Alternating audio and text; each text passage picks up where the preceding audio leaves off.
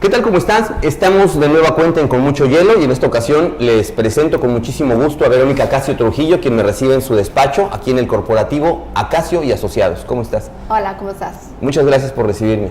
Gracias a ti.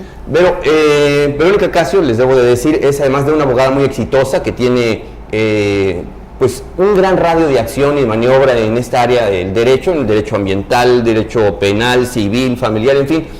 Pero también tienes otras actividades que hay que dar a conocer, que es esta parte en la que estás involucrada con una red para proteger los derechos de los niños. Es así, ¿no? Sí, efectivamente. Como bien sabes, Toño, hace un par de años, 2001, se creó la Asociación Protégeme con fines altruistas, que trata de abuso sexual infantil. Entonces se les da un apoyo integral a los niños que han sufrido, son víctimas de este tipo de circunstancias, como a la familia, en manera médica, legal y psicológica.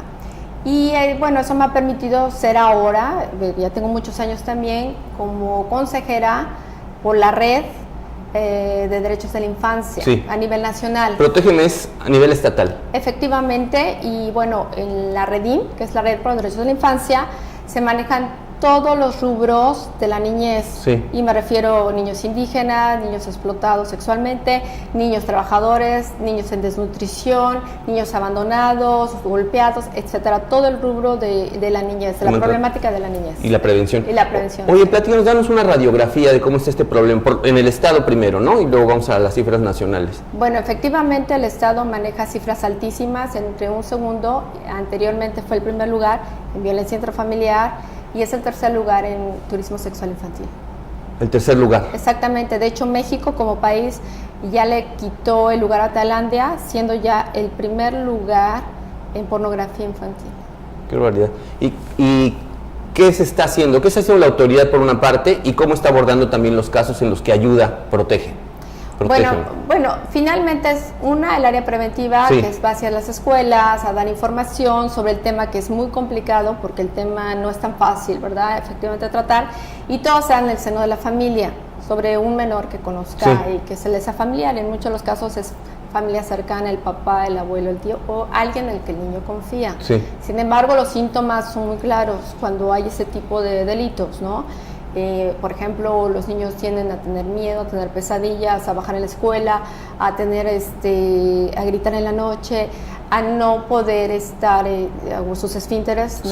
O sea, son características muy fuertes. Son señales de alerta. Son señales de alerta, pero además que cuando el niño se acerca a la mamá, por ejemplo, en muchos casos, no le creen. Piensan que el niño o la niña está imaginando, lo cual no es así. Hay que efectivamente hablarlo y la terapia y confirmar que efectivamente se esté dando este tipo de abuso, ¿no? Eso por un lado. Y por el otro, como consejera nacional de derechos de infancia, nosotros hacemos un trabajo muy arduo en todos los temas de niñez para incidir en la política pública y que las autoridades prevengan y por supuesto hagan la labor que tienen que hacer desde que nuestro país firmó a nivel internacional hace 25 años la Convención de los Derechos de los Niños, Niñas y Adolescentes en Noruega, en 1989. A partir de ese momento, México está obligado a hacer políticas públicas de apoyo a los derechos de los niños, niñas y adolescentes y a emitir un informe ante la ONU cada 2 años. Nuestro Estado hizo una ley de los niños, niñas y adolescentes en 2004, mayo, en la época de Félix González Canto, pero también se tenía que haber creado una comisión que fue la encargada de vigilar que efectivamente haya los mecanismos de atención al grupo más vulnerable, que son niños, niñas y adolescentes. Y que se destinen los recursos. Y que se destinen los recursos para tal efecto, porque a nivel federal existen y ya, por ejemplo, hay programas que es por los niños si se cuenta, ¿no? La niñez mexicana, el 10 por la niñez. Hay programas muy específicos que tenemos a nivel nacional. Acabamos de estar en Chiapas como parte de estos trabajos de la red y perfectamente he tenido reuniones hasta con autoridades para poder ser los más, obviamente, responsables, ¿no?, de su actuar como autoridad y nosotros como organizaciones civiles, ¿no? Ahora, Protégeme y es parte de una red de redes, ¿se entiende, no? Sí, efectivamente, y donde realmente ponemos a la autoridad efectivamente a ser llamados de que tenga legislación, de que tenga los mecanismos y que actúe cuando haya circunstancias que afecten a la niñez, ¿no? Sí, Por ejemplo, ahorita hay un tema muy complicado, que son los niños halcones. A más de 300,000 casos de niños halcones. ¿Qué significa esto? Niños de narcotráfico, sí, niños que informan, niños que por 500 pesos o por algunas cuestiones que les regale la gente de la mafia, se implican a informar qué sucede, ¿no? Que es lo que le llaman los halcones. sí. Y existe hoy esa problemática que tampoco está ventilada en la legislación actual federal, ¿no? Pero existe. Claro. La red lo hizo el estudio. Oye, y de los casos que están abordando ustedes, los casos que están atendiendo, ¿cuántos son más o menos? ¿Cómo los han tratado? ¿Cuántos han sido exitosamente tratados? En fin. Bueno, hay una historia larga, ¿no? Sí. Ya tenemos muchísimo tiempo, ¿no? En el Estado trabajando en lo que es abuso sexual infantil. Prácticamente, por ejemplo, en este año se han ventilado 30 casos, ¿no? 30 casos este año. Ajá, pero el año pasado fueron más de 100, por ejemplo, en todo Sí. el año, ¿no? Sin embargo, es un tema que no es tan fácil abordar ni con la familia porque finalmente implica ciertas circunstancias sociales, que es como un tabú y tampoco, vamos, lo manejan tan fácilmente, ¿no? Tanto padres de familia como maestros o como los niños que lo sufren, ¿no? Necesita tener una terapia ese niño, ¿no? No cualquiera puede manejar el tipo de abuso sexual infantil. Claro. Incluso hasta la propia autoridad necesita tener psicólogos para tal efecto en la Fiscalía Especializada de Delitos Sexuales, ¿no?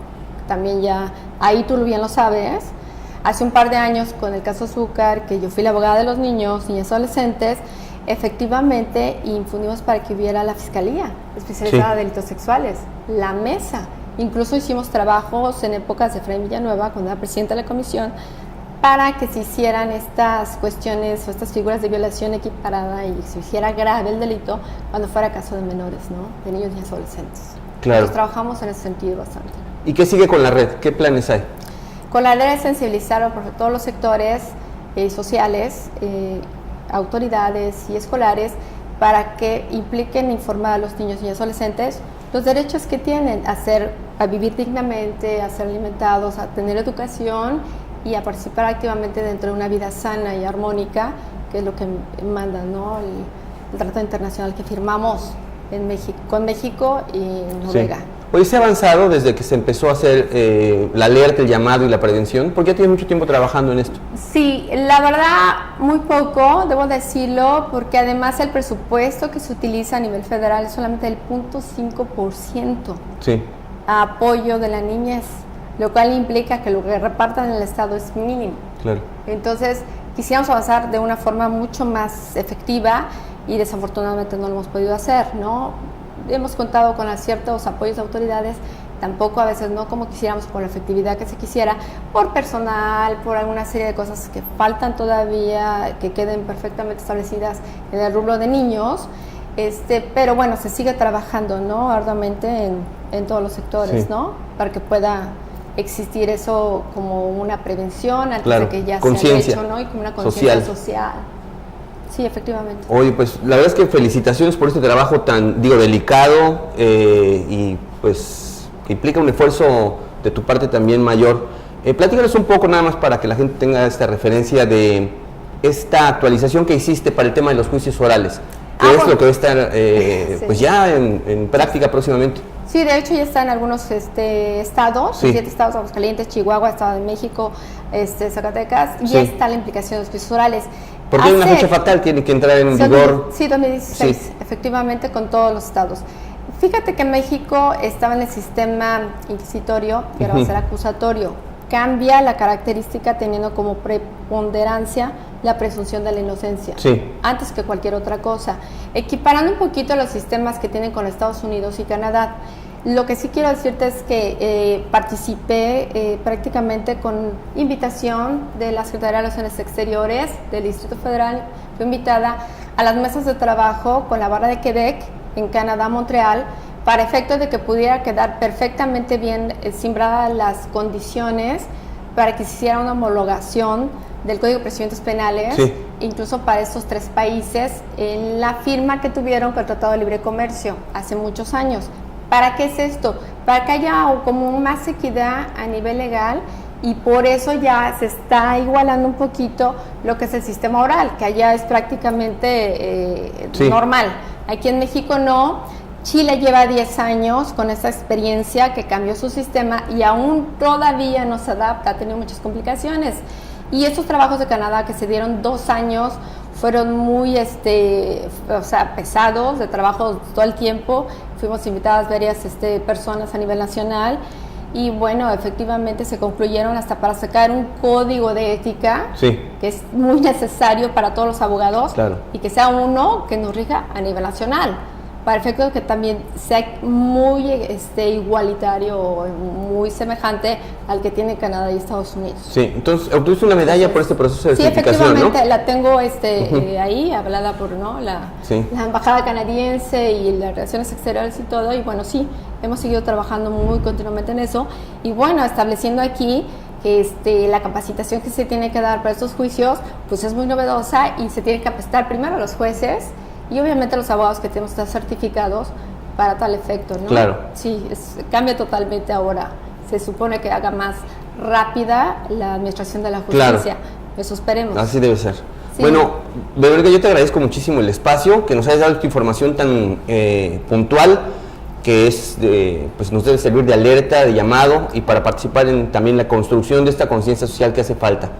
Estoy a tus órdenes, cualquier persona puede entrar a la página donde tiene también la parte de Protégeme. ¿Di el nombre de la página? Sí, es www.corporativoacacio.com, y ahí encontrará, por supuesto, toda la información, inclusive de la propia asociación, y el apoyo que se le puede dar sin costo alguno para niños, niñas y adolescentes. Muy bien, pues te agradezco nuevamente, y yo les recuerdo a ustedes que lo que tienen que saber, lo tienen que ver.